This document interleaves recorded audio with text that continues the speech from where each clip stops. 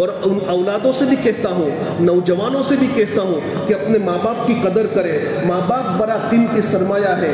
اولاد ماں باپ کے حق میں جیسے ہی دعا کرتے ہیں ان کی دعا فوراً قبول ہوتی ہے. بلکہ ایک جنگ کے اندر ایک مرتبہ ایک صحابی رضی اللہ تعالیٰ عنہ, ان کے سامنے ان کے والد آ گئے جو اللہ کے نبی کے مقابلے میں آئے تھے. تو ان صحابی نے اللہ کے نبی سے پوچھا کہ سامنے جنگ کے اندر میرے والد ہیں, کیا میں ان کو قتل کر دوں, وہ آپ کے مقابلے پر آئے ہیں؟ اللہ کے نبی نے فرمایا نہیں, کچھ بھی ہو, چاہے وہ میرے مقابلے میں آئے ہیں لیکن تمہارے والد ہیں, تمہارے ہاتھوں سے قتل نہیں ہونا چاہیے. میرے بھائیوں, والدین چاہے کسی بھی مذہب کے ہو, والدین کی اطاعت اور فرما برداری کا حکم دیا, لیکن والدین کی اطاعت اور فرما برداری کس میں؟ جائز کاموں کے اندر, حلال کاموں کے اندر. ورنہ اللہ کے نبی کا فرمان ہے لا طاعت لمخلوق فی معصیت الخالق, کہ اگر والدین جو ہے کوئی نافرمانی کا حکم دے تو پھر اس کو انجام دینا درست نہیں ہے. والدین کا درجہ بہت بڑا درجہ ہے. وَقَضَىٰ رَبُّكَ أَلَّا تَعْبُدُوا إِلَّا إِيَّاهُ وَبِالْوَالِدَيْنِ إِحْسَانًا. اللہ نے قرآن میں فرمایا, اللہ ارشاد فرماتے ہیں کہ جہاں اللہ نے اپنی عبادت کا ذکر فرمایا اس کے بعد فوراً اطاعت والدین اور والدین کے ساتھ حسن سلوک کا تذکرہ فرمایا. اس سے اندازہ ہوتا ہے کہ والدین کا مقام کتنا بڑا ہے. اسی لیے ہمارے حضرت شیخ الحدیث مولانا محمد یونس صاحب جونپوری نور اللہ مرقدہ ارشاد فرماتے تھے, حضرت فرماتے تھے کہ اولاد کی ہلاکت کے لیے, دیکھو نوجوانوں کے لیے میں کہہ رہا ہوں, آج کل کے نوجوانوں کے اندر والدین کی ناقدری, والدین کی باتوں کا نہ ماننا, والدین کے دلوں کا دکھانا بہت عام ہو چکا ہے. میں آپ کو کہتا ہوں, حضرت نے ارشاد فرمایا, حضرت فرماتے تھے کہ اولاد کی ہلاکت کے لیے ماں باپ کا بد دعا کرنا ضروری نہیں ہے. اولاد کی ہلاکت کے لیے ماں باپ کا بد دعا کرنا ضروری نہیں ہے. ماں باپ کا دل دکھ جانا ہی کافی ہے. ماں باپ کا دل دکھ جانا ہی کافی ہے. ہمارے کسی عمل کی بنیاد پر ماں باپ کا دل دکھ گیا, سمجھ لو اب ہماری زندگی کی شام ہونے والی ہے. اور اگر ہمارے کسی عمل سے ماں باپ کا دل خوش ہو گیا تو اب ماں باپ کا مصلی بچھا کر دعا کرنا ضروری نہیں ہے. یہی ماں باپ کے دل کا خوش ہو جانا ہماری زندگی کی کامیابی کے لیے کافی ہے. ماں باپ کی ناراضگی کی بنیاد پر اللہ اعمال کی قبولیت کو روک لیتا ہے. ایک واقعہ ذہن میں آ رہا ہے, اس کو ذکر کر کے میں اپنی بات کو ختم کروں گا کہ پڑوسی ملک کے اندر ایک فیملی رہتی تھی. تو اس آدمی کو اللہ کا نیک بندہ تھا. ان کے والدین ان کی والدہ نے یہ کہا کہ میں بہت بوڑھی ہو چکی ہوں, تو میرے پاس رہ کر زندگی گزار, جب میں دنیا سے چلی جاؤں تو اس وقت کسی اور ملک میں چلے جانا. لیکن اس کو ایک بہت بڑی جاب لگ گئی جدہ کے اندر, جو ہے سعودیہ کے اندر. لیکن اس کی بیوی نے اس کو اصرار کیا کہ یہاں ہمیں کم تنخواہیں ملتی ہے, وہاں اتنی بڑی تنخواہ ملتی ہے, ہم وہیں پر چلے جاوے اور والدین کے لیے آپ پیسے بھیجتے رہنا. جب ان کی بیوی کے اصرار پر وہ شخص وہاں چلا گیا, مکے سے قریب جدہ میں رہتا تھا, ہر سال حج کرتا تھا, 11 سال تک اس نے حج کی, ہر سال حج کرتا تھا.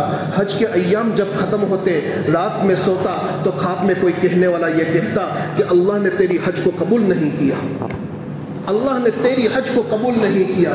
11 سال تک حج کی, 11 سال تک یہی جو ہے کوئی خواب میں کہتا رہا کہ اللہ نے تیری حج کو قبول نہیں کیا.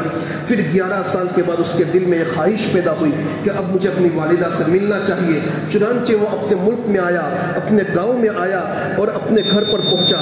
اپنے گھر پر پہنچنے کے اپنے گھر کے قریب جا کر کسی سے پوچھا کہ کیا وہ عورت اس کے اندر ہے, تو کہنے لگا کہ ہاں وہ ایک بوڑھی عورت اس کے اندر ہے اور اس کا بیٹا اس کے پاس نہیں ہے. وہ اس نے اپنے گھر کا دروازہ کھولا. اس کی ماں بستر پر پڑی ہوئی تھی اور اس کی ماں کی ہونٹ جو ہے, اس کی ماں کے ہونٹ ہل رہے تھے, آخری سانسیں چل رہی تھی, اس کے ہونٹ ہل رہے تھے. تو اس نے جو ہے سننے کی کوشش کی کہ ماں کیا کہہ رہی ہے, لیکن کچھ سمجھ میں نہیں آ رہا تھا.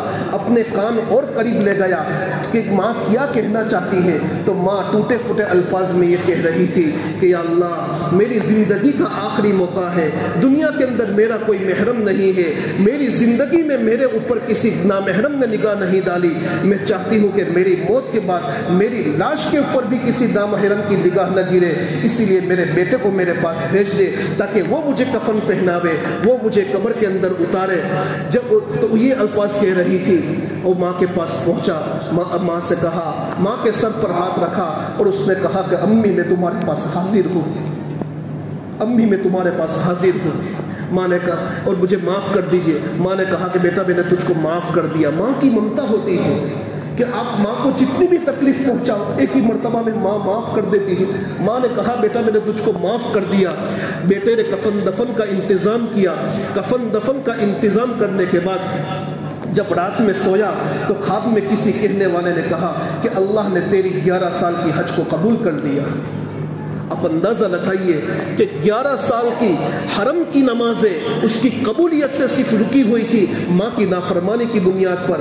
اسی لیے میں ماں باپ سے بھی کہتا ہوں کہ اپنی اولاد کی صحیح تربیت کرو، اور آپ یہ چاہتے ہو کہ میری اولاد میری اطاعت اور میری فرما برداری کرے تو بچپن ہی سے اس کو دین کی تعلیم دو، اللہ اور اس کے رسول کی تعلیم دو، ماں باپ کا احترام سکھاؤ۔ یہ چیزیں بچپن میں ہم نے دی ہوگی تو بڑی ہونے کے بعد یہ ہماری اطاعت اور فرما برداری کرے گی اور اللہ کے حکم کے مطابق چلے گی۔ اور جب ہم کل قبر میں پہنچ جائیں گے تو یہ اولاد ہمارے لیے دعا کرے گی۔ ایک حدیث سنا کر اپنی بات کو ختم کرتا ہوں۔ اللہ کے نبی نے ارشاد فرمایا کہ اذا مات ابن آدم، جب بندہ قبر مر جاتا ہے تو ساری چیزیں، سارے عمل اس کے منقطع ہو جاتے ہیں، لیکن 3 چیزیں باقی رہتی ہے کہ اس کا ثواب اس کو پہنچتا رہتا ہے۔ اس میں اللہ کے نبی نے ارشاد فرمایا کہ اولد صالح یدعو لہ، کہ نیک اولاد جو ماں باپ کے انتقال کے بعد ماں باپ کے لیے دعائیں کرتی ہے تو ان کی دعاؤں کی بنیاد پر ان کی دعائیں اور ان کی نیکی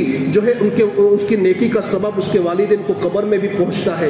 تو میرے بھائیوں، اگر ہم یہ چاہتے ہیں کہ مختصر سی زندگی ختم ہونے کے بعد جب ہم ہمیشہ کے لیے قبر میں چلے جائیں گے تو وہاں ہمیں نیکیاں ملتی رہے، ہمیں سکون ملے، تو اولاد کو دیندار بناؤ۔